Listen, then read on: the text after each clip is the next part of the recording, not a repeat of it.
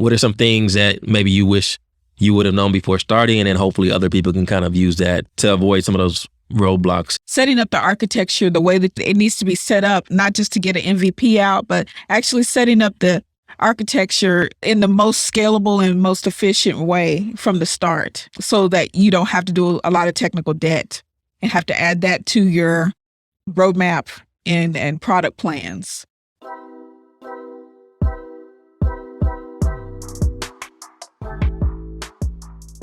What's good, everybody? You know what it is. Another episode of the Custom Journeys podcast. I'm Andrew Baines. Today, shooting from a different location. We're here in Duncanville specifically, but Dallas-Fort Worth area. We're going to be interviewing LaKeisha Turner. She's a co-founder and CTO of AlgoPair.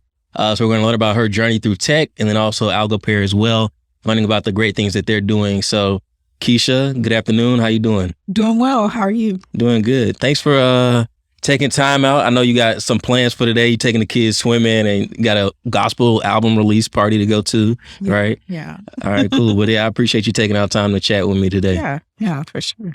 All right. So Keisha, you have a background in computer science from UT Dallas, a extensive career as a software engineer, a senior software engineer, and then also CTO of AlgoPair. Let's start with AlgoPair. Tell me a little bit about AlgoPair and what you guys do.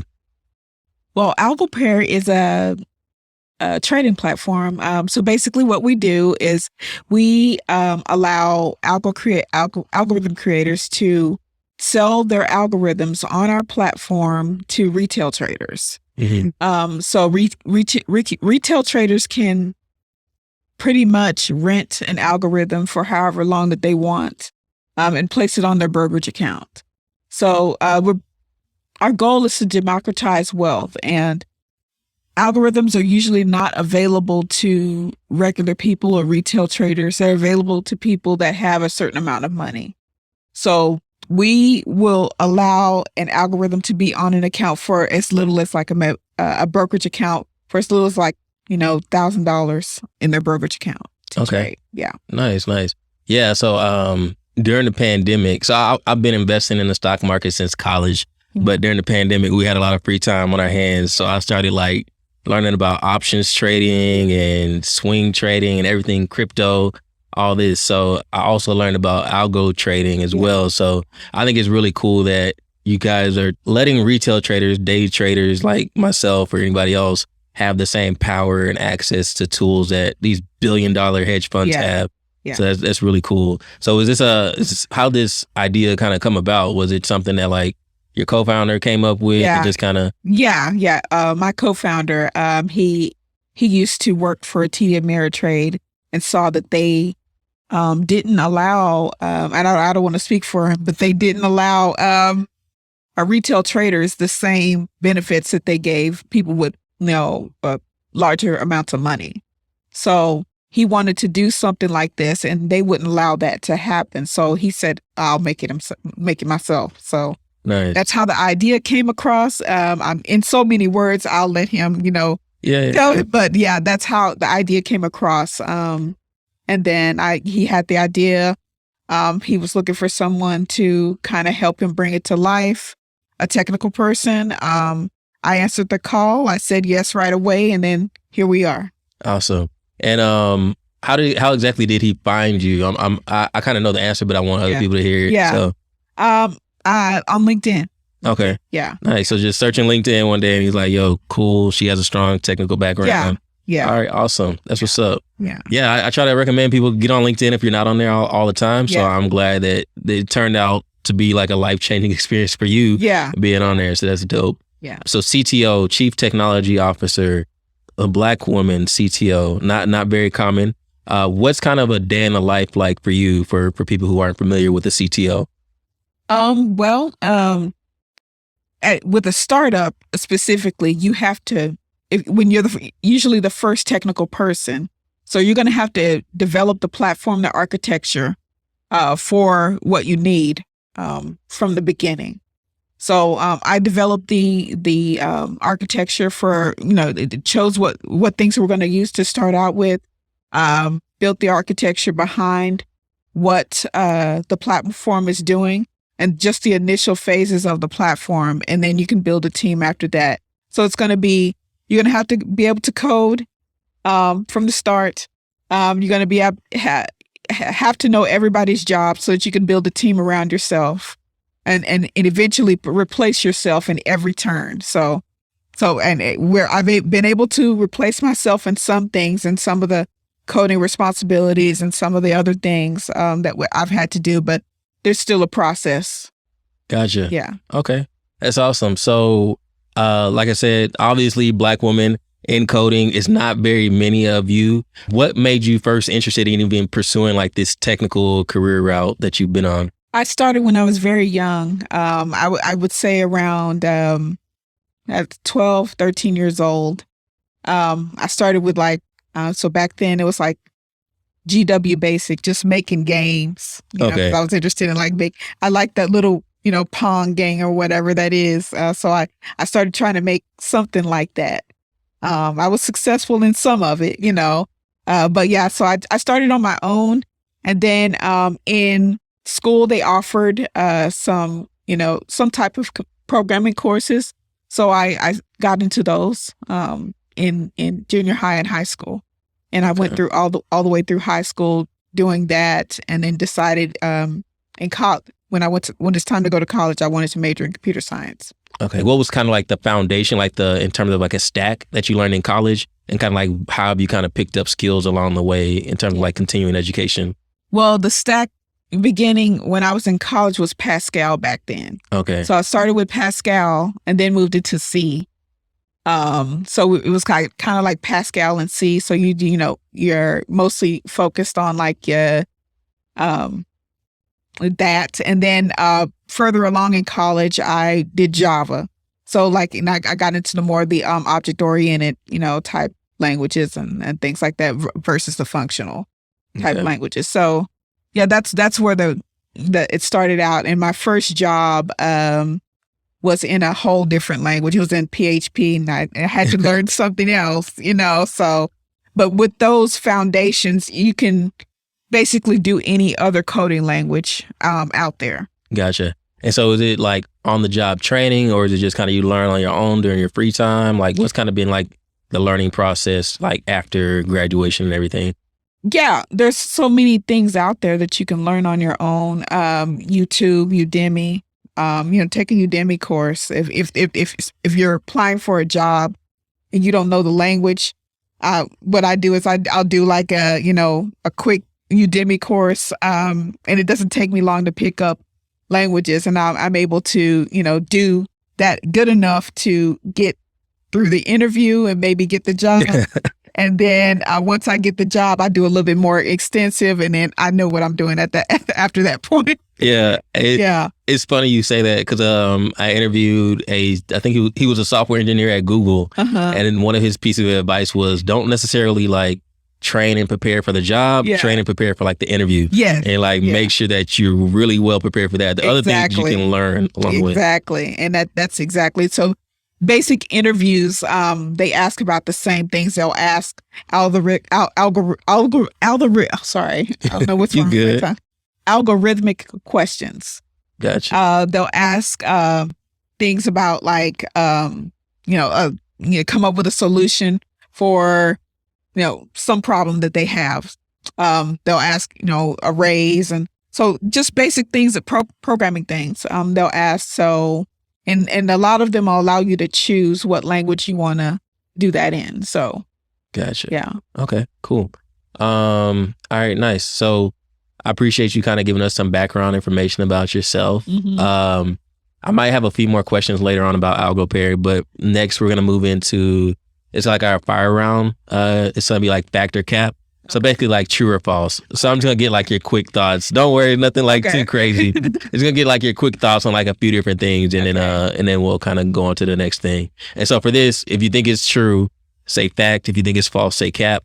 And then if you can, give like a brief explanation, but just limit it to like 60 seconds or less. All right. So nothing too crazy. Okay. I always like throw that little curveball in there. People's face are like, what's going on? What are we doing? But nah, nothing crazy. So number one, factor cap, college tuition should be free. Fact. And I think everybody deserves a chance. If they want to go to college, and first off, a lot of this information that you learn in college is already out there. So why should you have to pay so much money just to go, learn some things that's gonna, get you a job? And a lot of things that you learn in college you don't even use. So I think maybe focusing on just what people want to do is the best route to take. So all this information, a lot of information is free. Gotcha. Yes. Okay, cool. Yeah, I remember taking 30 hours of drugs in society and music history, art history. Never seen it again a day in my life. Yeah. So I'm with you there. Yeah. All right, so next one. Factor cap. JavaScript is the best programming language for a beginner to learn. Okay, it depends. That's cool. I mean, that happens all the time. So yeah. I would say cap, but it's the easiest for somebody to learn. Now, if they want to do more object-oriented type things and maybe do a lot more technical and building, they might want to start with a different language like Java, Python, or C, or things, not C anymore, but maybe C# or something like that. Some type of object-oriented language. Python's not object-oriented scripting, but something where, it'll allow you to build something and not just on a web-based browser. Okay, gotcha. Cool. Now, I can go with that one. Yeah. JavaScript to me makes sense. I've seen C and Java, and it's I don't know what this is. Yeah. But okay, I'm with you there. Yeah. So it's the easiest to learn if you want to get into more web-based things. Gotcha. Yeah. Okay. I like it. All right, cool. Last one for this segment. Factor cap. Senior software engineers can make at least $140,000. Fact. Okay. Yes. Cool. Definitely fact. All right. Nice. Yeah, we were talking earlier. I've seen Microsoft and I think it was Amazon doubled their pay rates for software engineers. I think it's 200 something thousand. Yeah.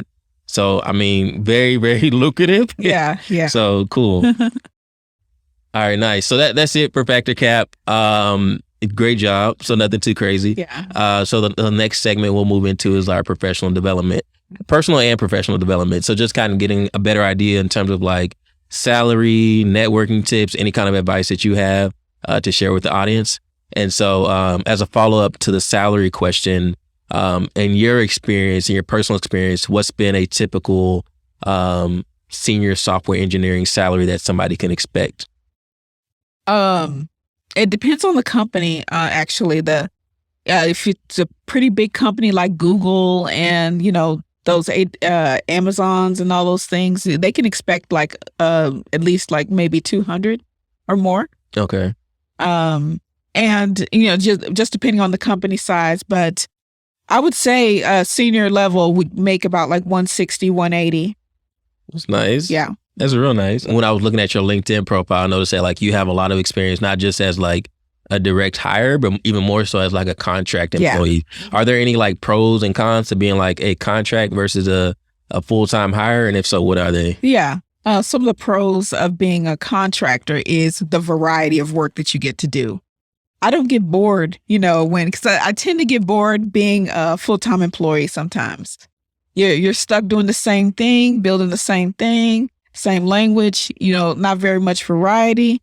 And it's, if you want to get on another team, there's a lot of red tape to get, out of what you're doing. Maybe if they don't have enough resources or whatever. So I find that being a contractor, I can choose what I want to do. I can work something for 6 months or a year, and then say, okay, well, I'm ready to kind of, do something else.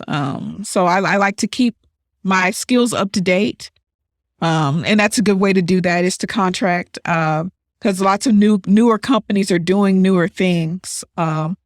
When you're a full-time employee and it's an older company, you're going to be stuck kind of doing outdated work, outdated coding, just if they have things already established, they're trying to maintain it.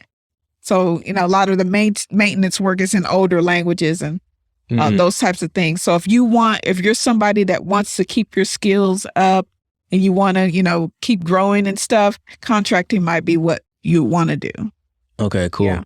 No, I like that idea because when I worked at General Motors, like I remember my first day taking a tour and like some guys had the plaques that say like 25 years of service. And I'm thinking like after 1 year, I'm like, what else is there to do? Yeah. So I do like the idea of like being a contractor. Like I think that's pretty exciting. Yeah. And also like you worked on projects at Nike and then JCPenney and other places. Like, so I think that's really cool. Like being able to switch it up. Yeah. I like changing it up. And it gives you an idea too of what other people are doing. Like say, you get into a startup position like me. I've seen what other companies are doing and now I have this knowledge and I can bring it into a startup to, kind of build that platform in the most modern and up-to-date things. So. Gotcha. Yeah. All right. No, that's great. Yeah. All right. So speaking of working at a startup now, so as a CTO, a lot of people have dreams of like starting their own tech startup, building an app. I'm sure you learned a lot of lessons along the way. So what are some things that maybe you wish you would have known before starting, and then hopefully other people can kind of use that to avoid some of those roadblocks in the way? A lot of things, maybe setting up the architecture the way that it needs to be set up, not just to get an MVP out, but actually setting up the architecture in the most scalable and most efficient way from the start so that you don't have to do a lot of technical debt and have to add that to your roadmap and product plans. Gotcha. To get things in a place where you need to scale. Okay. Yeah. Gotcha. So those types of things. We still have some technical debt. There's some things that I wanted to add and things I wanted to change, and we're able to gradually do those things. But like maybe if I would have kind of did a little bit more research up front and not just try to get like an MVP so that we can get like, funding and all those types of things quickly. I would do that. Okay. Gotcha. Is there like a particular like programming language or software that you recommend or that you found to be good for like not just building an MVP as quickly as you can, but building it with the preparation to scale? Is there anything technically that you recommend people try? I'm really liking Next.js. Okay. So that's what I'm adding to the platform. And I like the mono repo. So right now we have like a backend repo, we have a front end repo, and then we want to containerize things and all of those things on the back end. So I'm finding that with Next.js, we're able to put everything that we need into one place. You can have several different projects all in one repository and then, fire them all up at once. So that's what I'm liking about Next.js, and that's what we're going to be implementing in our platform. So that right there, I think it's very, very useful. What did you guys use for like your MVP? Like what platform or what software did you use for that? The back end is in Node. We Okay. use AWS, serverless stack. So we have like, Lambdas for our microservices, and front end is in React. So we're just using React and on the front end and Node on the back end. I know we were talking before and like you did all the technical in and outs in the very beginning. Like since you have such a great technical background, you built the app from the technical standpoint primarily yourself.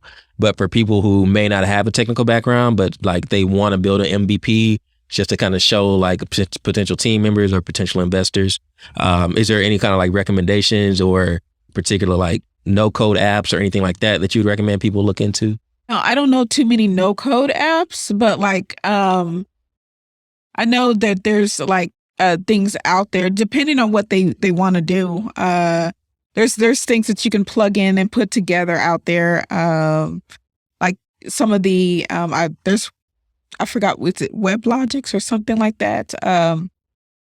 But it helps you to build like maybe like a app and kind of put things together. I'm using the wrong word. I know it's not WebLogics, but I don't know exactly what it is. But yeah, I've seen it. Where they can like add something here, add something there, and then put things together and maybe do some customizations in code. But I don't know the exact names of it. Okay. Yeah. No worries. As a follow-up to the salary. So you kind of talked about what the expected salary is for like a senior software engineer. One thing that we found is that salary negotiations is like a really hot question that some people have. Have you had any experience with negotiating your salary? And if so, like, do you have any advice for others? Ask for what you want and see what they say, I always shoot high, Yeah. when I ask for a salary. Usually a lot of times they'll give you a range. I'll ask for the top range. Gotcha. So if that's your range, I want the top tier of your range, and usually they give it to you. So don't lowball yourself. Gotcha. Yeah. No, I like that. I mean, a lot of times we're just kind of timid or afraid to ask. Yeah. And you got to shoot your shot, or you're not gonna get it. Yeah. So, all right. And just think of it like there's other things out there. So if they don't give it to me, then I'll just go to the next thing. Yeah. So Nice. All right. Cool. Yeah. All right. So, coming into our last kind of phase of the podcast, a big part of the reason why we started this podcast was to increase diversity within STEM. You're a Black woman, obviously, that's in a very high demand field, but there's not very many of you. What do you think, in your opinion, can be done in order to like increase diversity in STEM?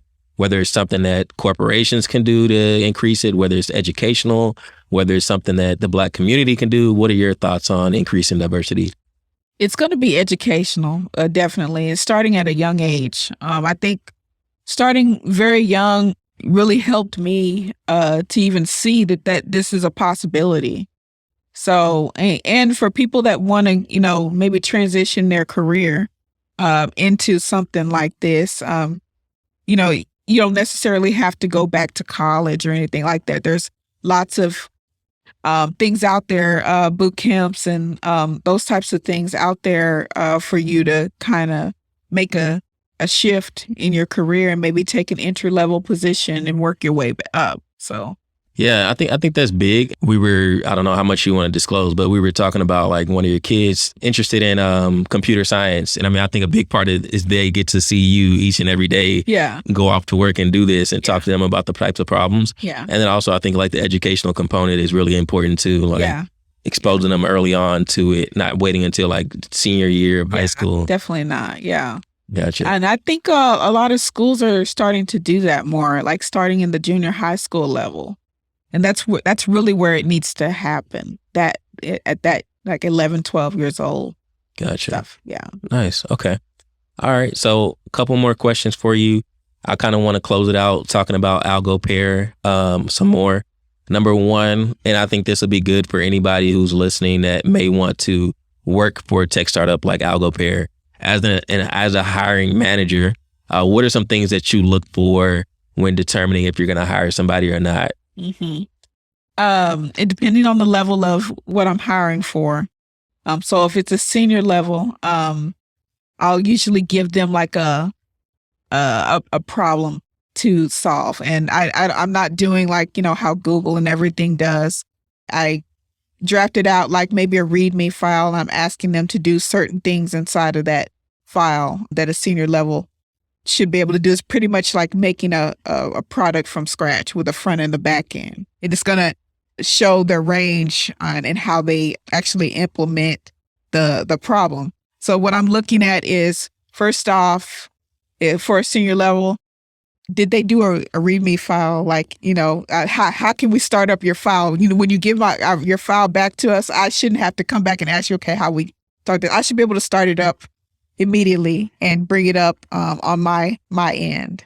So did they do the instructions in their back end? I'm looking for Node. So how did they set up their server?